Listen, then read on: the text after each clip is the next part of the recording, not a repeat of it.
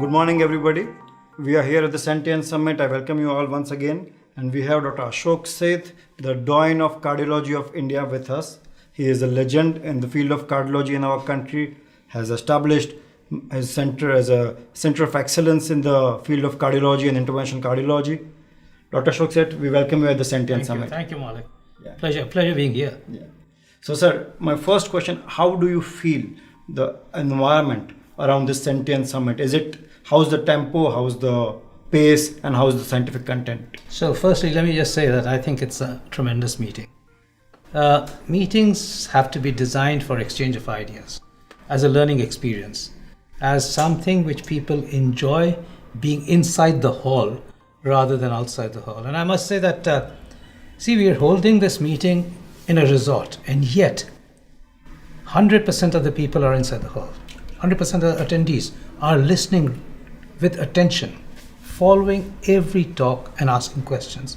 And there's a lot of interaction.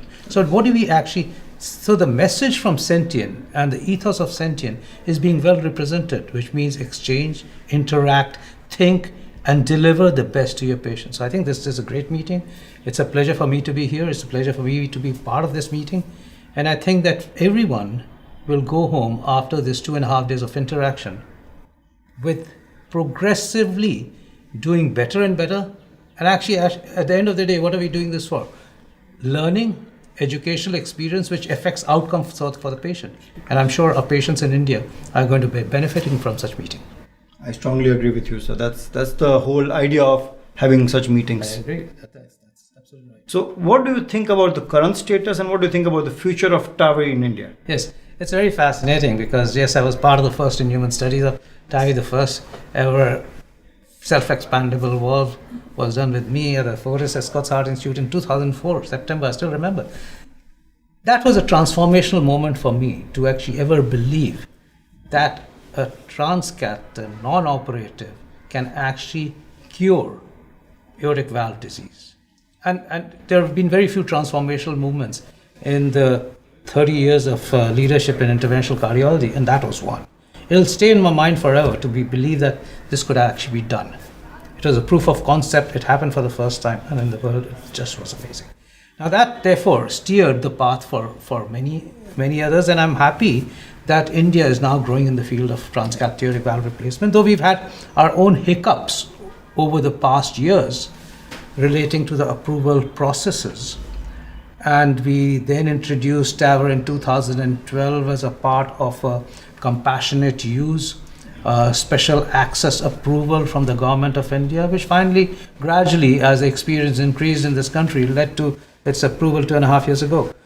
Having said that, there is still 50,000 patients out there who actually need this life-saving therapy. And the third aspect of all this growth, which is going to happen in this country, always will relate to how much can we get the cost down of this procedure. How much more can we make it affordable for the common man? When all the three fall in together, we're going to see a much greater growth together on a single focus. How do we deliver this important life-saving treatment of transcatheter aortic valve therapies to the common man at an affordable cost?